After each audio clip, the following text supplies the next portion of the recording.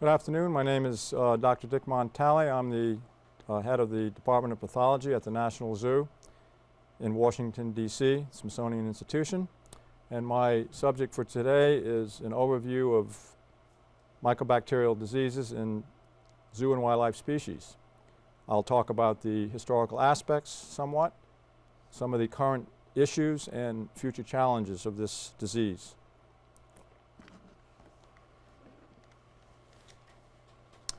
First of all, I'd like to begin with discussion of the organisms that make up the groups of mycobacteria that we deal with in the species I mentioned. The MTB complex organisms are the mycobacteria that infect the mammals and include Mycobacterium tuberculosis, M. bovis, and M. africanum. These are all distinguishable mainly by biochemical testing, but by the molecular probes that are being used today are in fact not distinguishable. The M. avium complex group or M. avium intracellulare group consists of M. avium and intracellulare, which infect mainly birds and in some cases marsupials. As you can see, there are well over 30 cervars now, of which 1 in 6 and 8 in 11 are avium cervars, and 1 through 3 are considered the avian pathogens, the other cervars being intracellulare group. I'd like to start with a few historical remarks. As earlier in the century, mycobacterial diseases, particularly tuberculosis, and more specifically M. bovis and M. tuberculosis, had incredibly high incidences in zoo and wildlife settings. I'll discuss a little bit of the European experience, problems in North American zoos, and some remedies and improvements that took place to help the situation.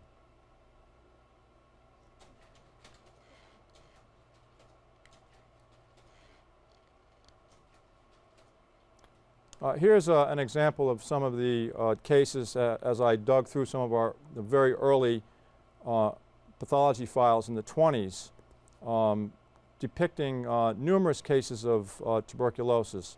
Here in an impala, tuberculosis, capybara, disseminated tuberculosis, orangutan, lechwe, antelope, another primate, South American primate, all cases signed off as tuberculosis. And this happened to be the unfortunate situation in that era. In Europe, for example, some of the incidences of TB were rather high. For example, in ruminants, as high as 13.5%. These are necropsy incidences were found, usually with the mammalian strains. In some of the predaceous felines, they had incidences of 10%, which are just totally unacceptable. As we get into the primates, you can see that some of the incidences even went up to 48. That's almost half of the animals they had in captivity were dying of tuberculosis. In the Philadelphia Zoo, which has a wonderful historical collection of pathology information, you can see the incidences over the first part of the century were rather quite high. In mammals, there was an incidence of 15%, in birds about 8%, and as the decades went on, you could see the incidences dropped considerably, but nevertheless it eventuated in still unacceptable overall incidences of almost 3% in mammals and 6% in birds. In 1975, I came to the National Zoo and became quite interested in mycobacterial diseases, and we formed a symposium that addressed that subject. And I'd like to just quickly update from that point on some of the overall trends that occurred up until the present day. And you can see that fortunately with such things as providing glass barriers between exhibits and the public and other things that I'll mention, the incidences of tuberculosis fell rather precipitously. Here you see the mammal incidences went down from the beginning of the century almost down to below 5%, even less than that. And the same thing with the birds. Still, any incidence is really rather unacceptable in a zoo setting. Here you can see a glass barrier, and that was one of the things that was used. So that in the 70s and on into the 80s, there was some activity in zoos dealing with the TB problem. For example, at the Metro Toronto Zoo, they developed a very important way of separating and quarantining the various mammals that in which they had an outbreak of TB by using some of the conventional tuberculin tests and then separating the animals and not mixing them, and made some quite important inroads into controlling tuberculosis. One of the things that we did was to, of course, do a survey to see just what the practices were in dealing with tuberculosis, and mainly in zoo parks and wildlife parks. And we come up with some very interesting data. For example, the heterogeneous way in which testing procedures were being done. Here you can see about 11 different tuberculins used by a variety of zoos and a variety of animals. Really made it difficult to develop any uniform methods of indicating what animal was a suspect and what animal was positive. Again, you can see the various routes of tuberculin testing. And one problem, of course, was numerous probably nonspecific reactions or what amount to false positives. And I won't go through all of these, but some of the ways these animals were handled, again, in no uniform manner. There was at that time, and even now, there's virtually no oversight on TB by USD authorities except with cervidae, the deer family. And I'll tell you some more interesting news about some newer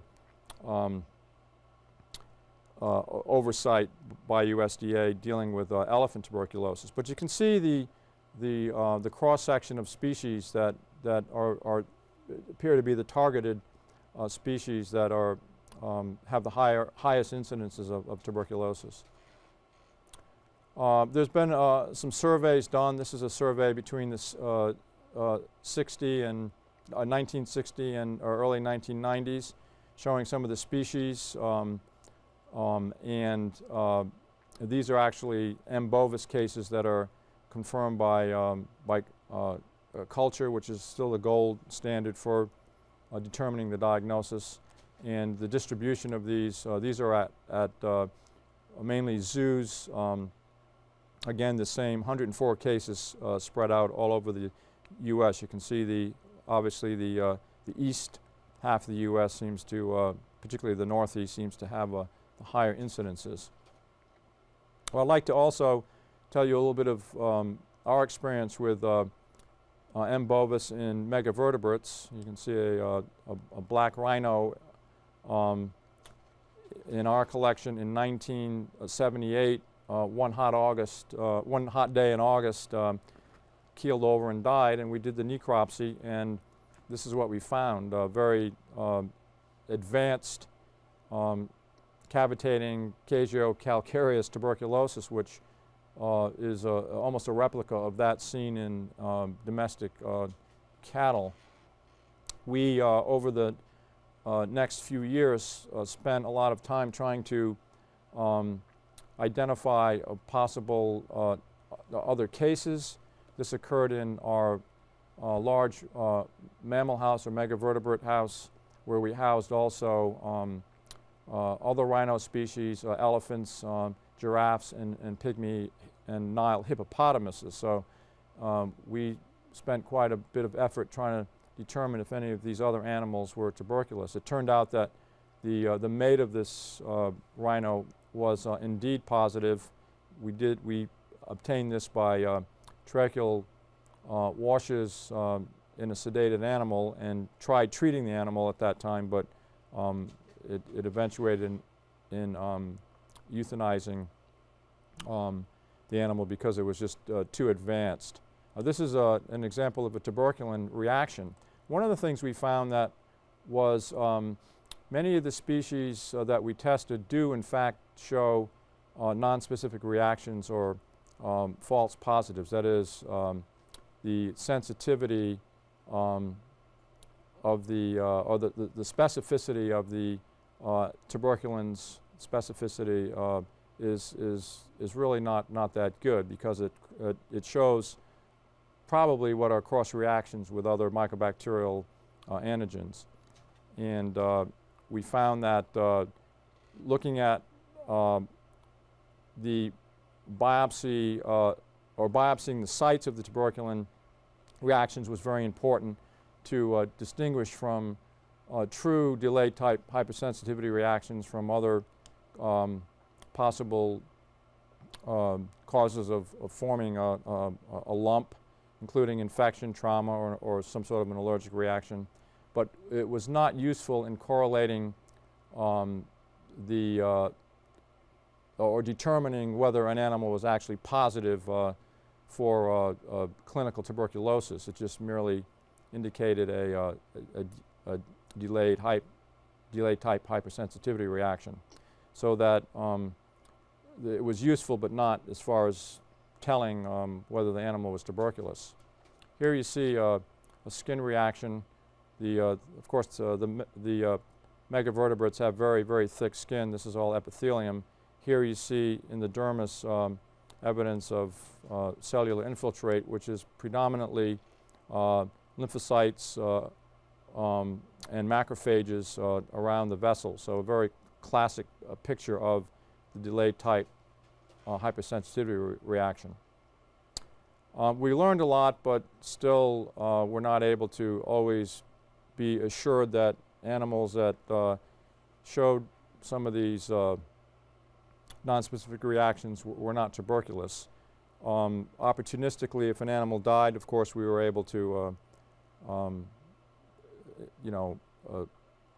prove that particular case.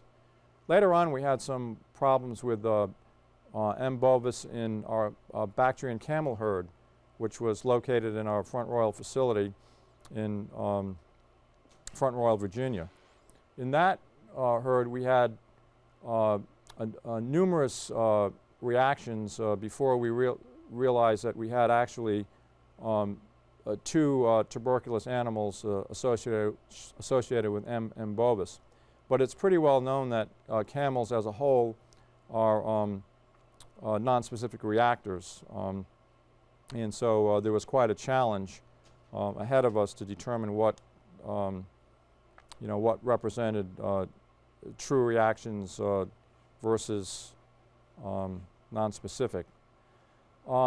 We spent quite a bit of effort in trying to determine this by using tuberculin tests together with ELISA tests and several other serologic tests that in the end really were very difficult to interpret and to come to any conclusion. And so we really ended up, you can see here, for example, that the two animals that were positive for M. bovis were usually negative by various tuberculins that we used. And the reverse was true. We got a number of false negatives in animals that later proved to be negative for tuberculosis at necropsy. Camel TB has quite unusual lesions. They're very firm, sarcoid-like lesions that resemble more the appearance of equine TB or that which you see in dogs, canine. And you see very, very few organisms. In fact, we employed the non-fluorescent stains which were often helpful. This is auramine or rhodamine stain, in which you could usually pick up organisms a little bit better. One of the things we also learned was that conventional anti-tubercular drugs weren't always safe for non-domestic species. One of the things we did with this herd, once we showed that we had cases of M. bovis, was to treat them with INH, and found later on that it produces a very severe agranulocytosis and purpuric hemorrhages and subsequent infections. This is the bone marrow, for example, in that we saw a similar picture in several young camels treated with INH about 6 weeks into the treatment.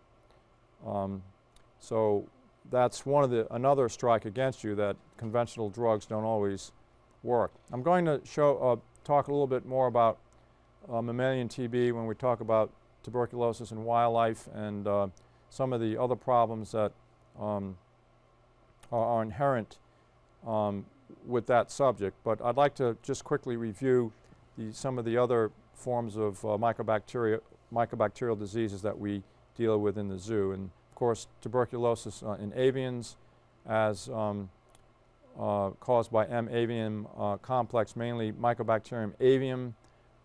There's most birds are resistant to any of the mammalian species except for psittacines, which occasionally will get both external and internal lesions from MTB. And there are several other organisms that infect birds, one that's recently emerged called Mycobacterium genovese. We had quite a bit of experience with MTB in birds early on, and I made it one of the particular projects that interested me, because I felt that it was an unacceptable disease where we could probably develop a plan to reduce the incidence, which was 4% in the living collection and about 14% in the necropsy incidence when I, again, first came to the zoo. I realized why, because really in birds it's quite an insidious disease, difficult to diagnose. It affects mainly the digestive tract, so they're excreting organisms. That is, infected birds are usually excreting organisms regularly. The manifestations are very variable, and the survivability of the organism in the environment is quite high, up to 2 years. Specific antemortem diagnostic tests are very dubious in the exotic birds, although the ID test works pretty well in chickens. It doesn't really work well in the diverse species that we deal with in avian collections.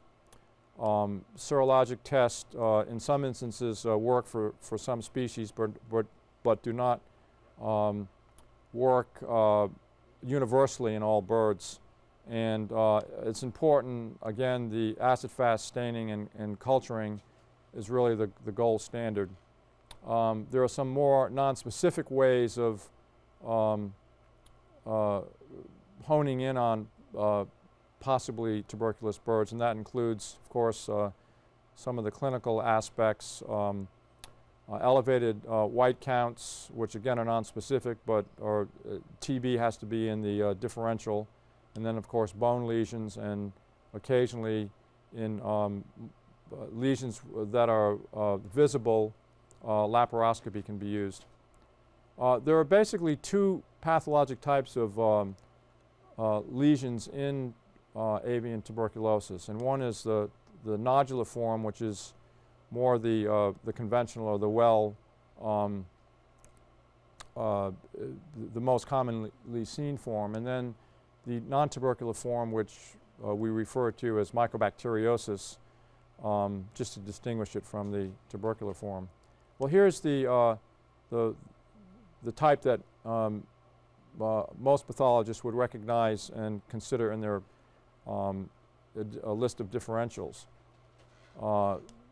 We often see these large nodules of caseous lesions. They seldom, if ever, cavitate or mineralize, and that's some of the main differences between avian and mammalian tuberculosis.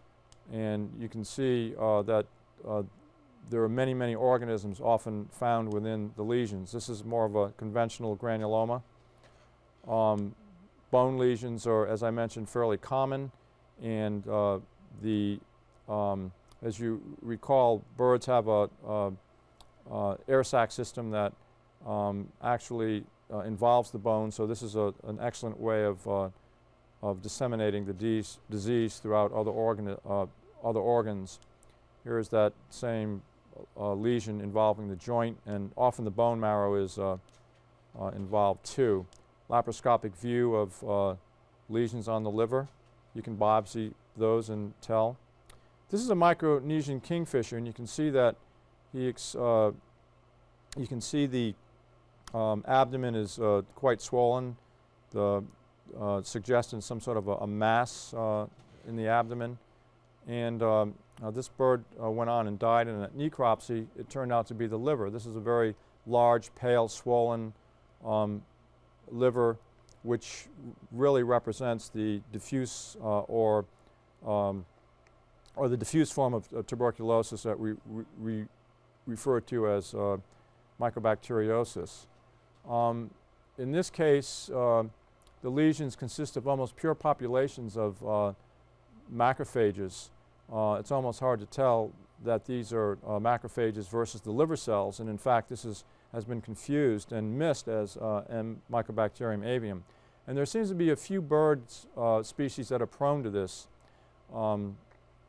particular pattern, but it really has nothing to do with the organism. Any of the serotypes can produce the same pattern. So it's really a host adaptability. This is an acid-fast stain, and these are all clusters of macrophages just replete with acid-fast organisms. What's left in between is our liver cells. So the postmortem diagnosis of tuberculosis in birds, particularly where there's been exposure, should include acid-fast smears of all lesions, acid-fast smears of swollen organs, cultures and frozen tissue, particularly of lesions which can be from which avium can be recovered, and acid-fast stain sections, which are again almost specific in avian tuberculosis. I wanted to mention the case in marsupials, of which the tree kangaroo, this happens to be a Matschie's tree kangaroo. There are about 9 species that seem to have a high susceptibility to M. avium, and the animals often present with pneumonia, sometimes cough, lameness due to bone involvement, and in our collection we've had quite a high incidence of avian tuberculosis, or of tuberculosis caused by M. avium, with also an incidence in living animals that we have out in Front Royal, Virginia. You can see there's this term colonized is used because often we can culture M. avium from animals that appear otherwise healthy without any clinical evidence. But the organism does eventually cause quite extensive cavitating lesions in the lung. This is a good example of pulmonary consumption, a perfect example of what it does, because this really is what's left of one total lobe of that particular animal. The other site of predilection is the bone in the vertebral column. This is all tuberculous osteomyelitis. One thing that we wondered is, why these tree kangaroos are so susceptible. Is there some inherent immunosuppression, or is there intercurrent immunosuppression from viruses? And so it's been the subject of a research project, which has included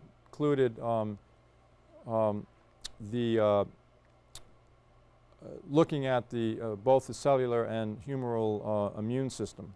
It turns out that when you compare the just simple lymphocyte transformation by nonspecific mitogens, that tree kangaroos, as compared with mammals, including humans, mice, a variety of other species, and another non-tree kangaroo species, a macropod, the red kangaroo, which is a terrestrial macropod. The tree kangaroo has considerably lower response to these mitogens, suggesting a lowered degree of stimulation. And we don't really know why that is, except that they do have some element of cellular immunity, but it seems to be a lower modulated form.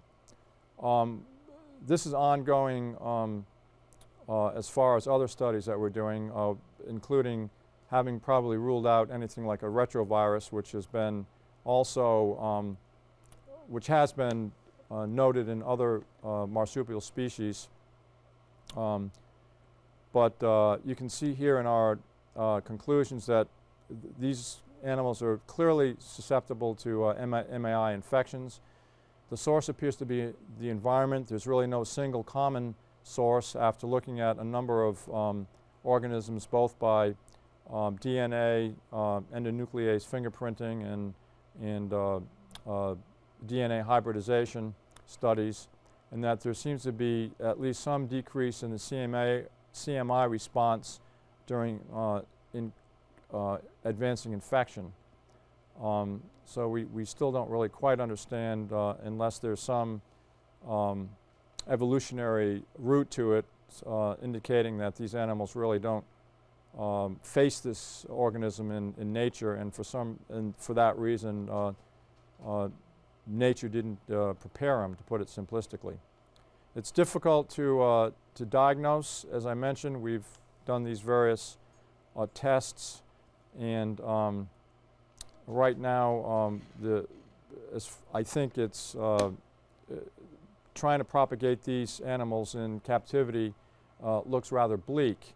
And there is some evidence that they do get mycobacterial infections, avium, in the wild, but it's a very low incidence.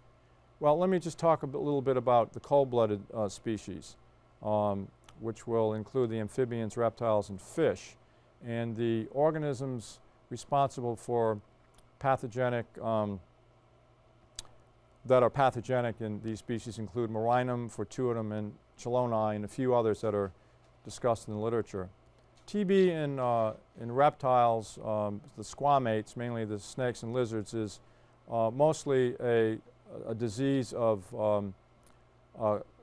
management problems. That is, crowding, poor quarantine, and stress, diet, things like that. It can be controlled by paying attention to those factors. In the amphibians, it seems to be also related to the fact that the organisms are waterborne using Murinum. It can be easily cultured from any water source, and so there are, this is an axolotl, by the way, with hepatic TB, and there are some species that seem to have more predilections for the disease. For example, Xenopus, the African clawed frog, which has a known susceptibility for the marine or aqueous Mycobacteria. In fact, we have a problem with this in our own zoo in Xenopus. And then as far as fish goes, both the marine and the freshwater fish are pretty susceptible to the same organisms, Marinum fortuitum and Piscium, which is just probably a substrain of the others. I wanted to mention the problems with the tuberculosis in wildlife species because it's becoming more of an emerging problem. It hasn't been recognized as a natural progressive disease in most free-living animals and birds, but there are exceptions to that. For example, the whooping cranes now in the United States seem to be turning up with a higher incidence of tuberculosis. One important aspect is the sylvatic hosts now that have been identified for M. bovis and mainly in other countries. The badger, for example, in the UK is responsible for being a reservoir of M. bovis for cattle. And in New Zealand, the brush-tailed possum and now ferrets and possibly even domestic cats represent carriers of M. bovis in New Zealand cattle. And in our own country, we're dealing with the interface of M. bovis with farm cervids, which is now becoming very popular. Wildlife, now there's been cases of tuberculosis M. bovis in wild deer, very low incidence, but nevertheless suggesting maybe that there is now some interactions. And for that reason, now, as I mentioned, cervids are now part of the bovine eradication program in the United States.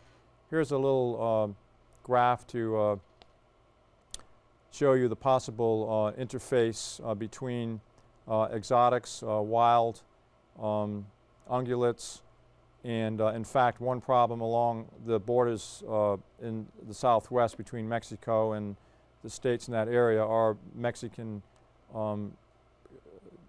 cattle that are tuberculous that are also a source of infection in the U.S. Well, of course you can see the what the implications of having that sort of a condition, you know, TB going between domestic and wildlife. And one of the biggest concerns now is in Africa, particularly in South Africa, where there are 3 national parks that are dealing with tuberculosis. The one I'm most familiar with is in the Kruger National Park, where I spent some time several years ago actually involved in some of the research going on in the Cape Buffalo. In the Kruger National Park, there's quite a high incidence of M. bovis in the southern part of the park in the buffalo, where they have quite extensive disease. It's not really seen until it reaches a proportion like this, and then the animals basically die right on the hoof. You can see it's, again, typical bovine tuberculosis. And so there's been a great effort to look at this in terms of what it could do to the other, certainly all of the other important species, including the very charismatic species and the endangered species. I think upwards to 90% of the black and white rhinos reside in South Africa, and there's now evidence that this is spilling over into the large cats, cheetah, lions, some primates, baboons, and a few other warthogs and kudus, not in huge proportions, but enough to create quite a bit of concern. And so one of the things when I was there was to get involved in doing some of the basic work by trying to determine what tuberculins work and some of the new blood tests that they're using, ELISA test, to just try to survey the herds, which they can very easily do by darting these herds with the ability then to bring them back in, TB test them in these bomas that are provided, and then actually get good evaluations for the tuberculins and to be able to bleed them, and eventually they're killed because it's also part of the culling operation, and then you can get good correlations with post-mortem findings. Well, it is a big problem, and there's a lot of awareness about it now, and I think there's a lot being done. As I mentioned, there are a number of special problems we deal with with tuberculosis in non-domestic species, and that is one of the big things is the variability of the tuberculin testing. You can see that, as I pointed out, that the false positives, that is the ones that are just very due to the non-specificity of the tuberculins, and the false negatives due to the non-sensitivity, has led to TB outbreaks sometimes unwaringly. And the other problem is usually there is a low prevalence, and it's sporadic, so that there's not as good an opportunity to get good correlative information, particularly in species like elephants, where there are not that many, and so it's difficult to employ the test and slaughter methods that we do with the domestic cattle, because often they're endangered and genetically valuable individuals.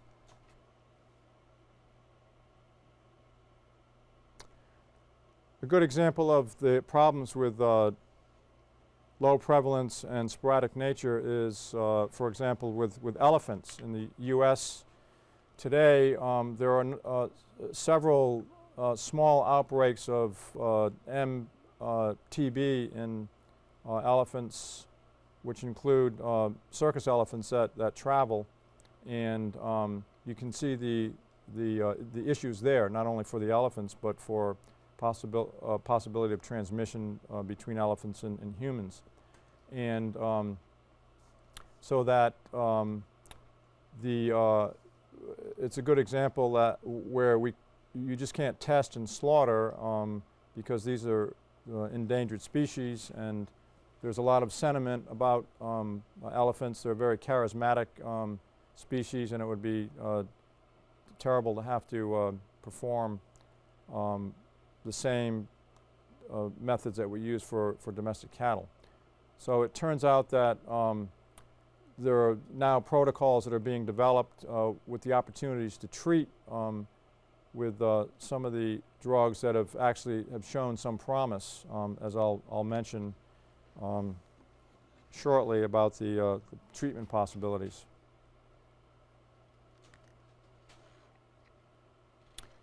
Now,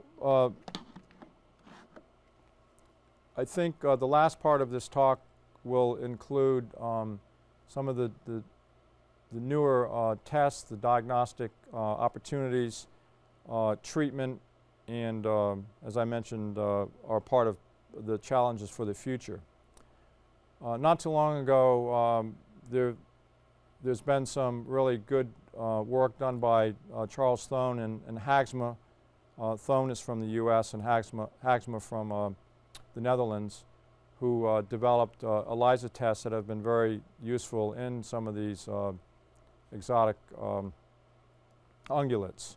A test called the blood TB test, which is really a two-part test, including a lymphocyte transformation test and an ELISA test, which has now shown really excellent correlation with clinical tuberculosis in cattle and in cervids, may also be hopefully applied to some of these species that show some of these nonspecific reactions. And of course, the interferon gamma, which is basically measuring this lymphokine in lymphocytes from animals that have been sensitized by M. bovis, has in addition shown some promise as a diagnostic test. So I think the important point is that there's no one thing, no one particular test that will be, I think, usable to test, to indicate whether either a herd or an individual animal is tuberculous, and we'll need to rely on doing a battery of tests and collating those tests and coming up with a point of reference that will suggest, what a positive animal is. And this has actually been used now with a situation in Saudi Arabia where they were trying to release or reintroduce Arabian oryx into some of the wild areas in Saudi Arabia, and found out that they were dealing with tuberculous animals. And by using the ELISA test, the BTB test, followed by comparative cervical test, and then treatment with some of the standard drugs they're using in humans, including INH and ethambutol and rifampin, we're able to bring the tuberculosis under control. Also by isolating newborn and removing them from their the adults, we're able to successfully reduce and in fact eradicate the TB from this herd and reintroduce them into the wild. Another important problem with TB diagnostics is it takes so long for the organisms to grow, and so this system called a BACTEC, which actually involves labeled CO2, which is emitted after 10 days of culture from the Mycobacteria in question, and then can be probed with some of these newer probes to identify whether it's mammalian or avium, and then one doesn't have to wait for 8 or 10 weeks to determine what the status of the organism is. I think that one of the spin-offs of the work with M. avium in humans, plus the multi-drug resistant forms that have emerged in human strains, has been also been beneficial to animal tuberculosis, in that many of these drugs now are quite efficacious against mammalian and avium TB, and are being used quite effectively, and particularly with the elephants. I mentioned the elephants are being treated by at least three of these drugs that, of course, is an expensive proposition, because you can imagine what the dose would be for an elephant, but it seems to be the trade-off and worth it for the well-being and future of that species. Well, I mentioned also another problem with treatment. Well, one thing that we have to be completely aware of is adverse effects in exotic species with treatments. I told you about the camel story, and there's also been other adverse reactions with, for example, INH in giraffes was attributed maybe to some problems that led to deaths in giraffes when used. Well, of course, it would be nice to just to be able to say we have a vaccine and that works, and hopefully would make the whole TB story disappear, but that's not the case. There are, however, there is some evidence that vaccinations, including this newer vaccine called MVACI, which has had some success in, at least in terms of clinical improvement in humans in third world countries, that also has been tried preliminarily in animal models that show some promise. And there's a re-look at the use of BCG in both humans and animals as a possible form of vaccination. And in addition, I think there's a lot of activity. It's a disease now that has a high profile, mammalian TB in general, in both human settings and in animal settings, and more so now as it appears to be emerging in zoo and wildlife species. So there are international symposia that are going on. This is one that took place in University of Maryland in 1995. There have been several international symposia on M. bovis particularly. This is a recent publication by Charles Stone and James Steele, which reviews very nicely the life and natural history of M. bovis in both humans and animals, and sets the setting for some really good work to come, hopefully in the future. So with that, I'd like to say that there is a continual concern for mycobacterial diseases in zoo and wildlife species. You can see by what I've illustrated and highlighted that at every level, most species have their struggle with this organism, and it remains a challenge, but I think we've made some progress. Thank you very much.